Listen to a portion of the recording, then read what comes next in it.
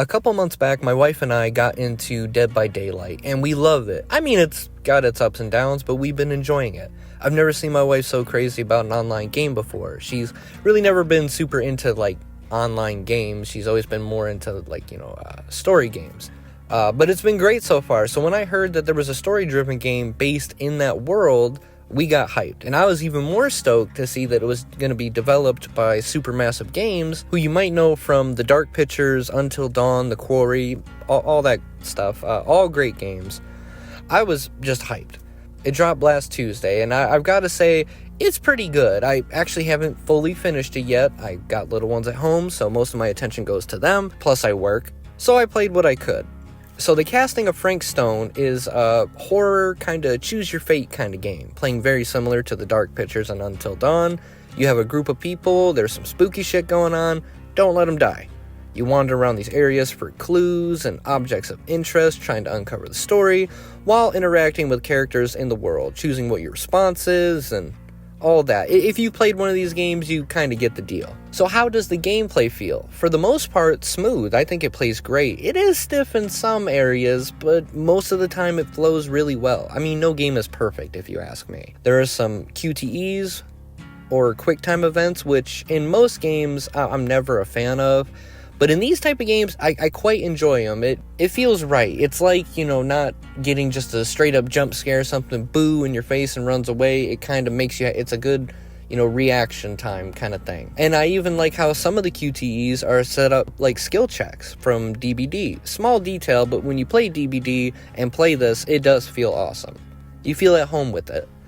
The dialogue options do feel a little limited most of the time, giving you only 2 options a good majority of the time, which I guess is fine, but it kind of makes the story only feel 50-50 as opposed to this bigger choice of, your game, your story, like it's either this or that. I feel like that might hurt upon replay, but so far I don't completely mind it. So how does the game look? Well, I think it looks pretty great. I mean, graphically, these games haven't changed too much from Until Dawn, but that game looked amazing too. It does look a little funky sometimes though. Some of the facial animations feel a little too extra because the actor would really try to sell said emotion, which makes sense as sometimes you have to do that for the mocap or the cameras and shit to catch what you're doing, but sometimes you don't, and they'll kind of just naturally do it anyway, and it'll just kind of give the actual character a really extra expressive look on their face. But the world looks great for sure. Certain areas, a lot of areas, it looks real. In some scenes making you feel like you're in this really interactive, vibey kind of movie. It's awesome. I love the vibe of this game. It's pretty spooky at times, and it's just got a lot of great atmosphere. Now, how about the story? It's interesting. I mean, with a lot of these games, there's a prologue that explains some event, and then you're in the main story, and that happens here. But there's a little more back and forth. Now, the game starts with the prologue in the 60s, I believe, maybe mid-60s. I missed a little bit of stuff in the prologue. So you start there, but after the prologue, we jump back and forth between 1980 and 2024. Now, while I like the 1980s timeline a little more, I like what they're going for here. So in the 80s, you follow a group of friends making their own little low-budget horror movie called Murder Mill.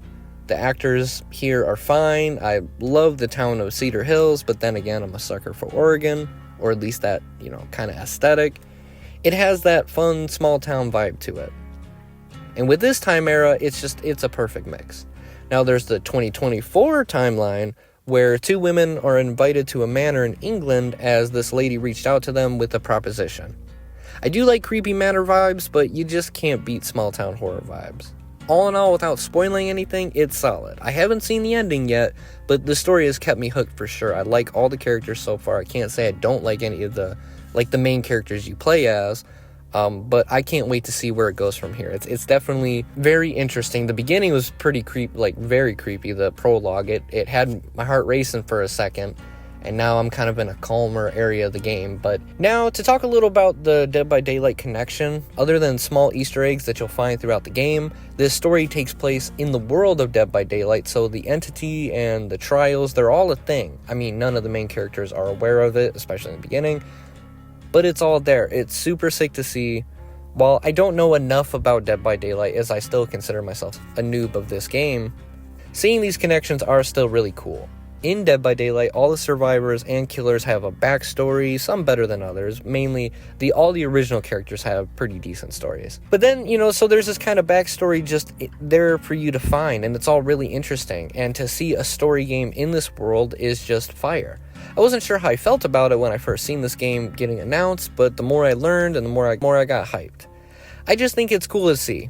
Having the entity in the background and the trials, along with little things like the little skill check QTEs and the Easter eggs and stuff, it just feels awesome, and personally I love it. All in all, for a $40 game, it's a good time. The world of DBD is awesome, and Supermassive Games never misses when it comes to games like this.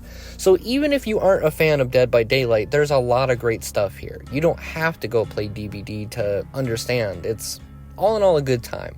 Is it better than Until Dawn or The Quarry or even The Dark Pictures or Dead by Daylight? I don't know yet. I can't say it is, but for now, it's at least on the same level for me. Definitely a game you don't want spoilers for.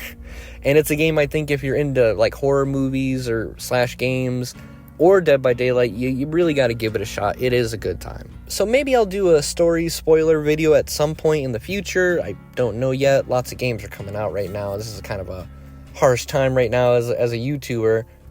There's a lot I want to try and cover, so we'll see. I got some other video ideas that I need to finish up, and I am a little unmotivated as lately my whole last channel has been demonetized for stupid shit. Gonna appeal it, but before being demonetized, I made no money doing this. So it really hurts that I'm not even at 1,000 subs yet, and this is kind of happening, that it's like, oh, well, no matter what you do, you're not gonna make money off this shit. I hope to fix this. I love doing this. So I guess just for now, all I can ask is for a share, a like, a subscribe, a comment on the video to boost in the algorithm. I would greatly appreciate it. I'm still trying to grow and expand. I don't want to stop. Just been a little unmotivated. So I got lots of other great stuff. I'd love to have you. But anyways, if you made it this far in the video, thank you. You're awesome. That's all I got for you today. Do the things. I appreciate you for sticking around. Definitely go try The Casting of Frank Stone. And if you haven't tried Dead by Daylight yet, definitely give it a shot. Look, people are scared of all the toxic shit in there, and it's really not that bad. It's a good time. Either way, I appreciate you for sticking around. But anyways, thanks for coming, and thanks for watching. I've sacrificed everything searching for it. A world within a story, whispered to me centuries ago. It's like a museum for something unearthly. Of a timeless power. Infinite in knowledge. Voracious in hunger. The entity. A realm so close to ours, but always out of reach. Until I found him. Frank Stone. My key. My killer. I am Augustine Lieber. All distracted. And I'm about to change our worlds.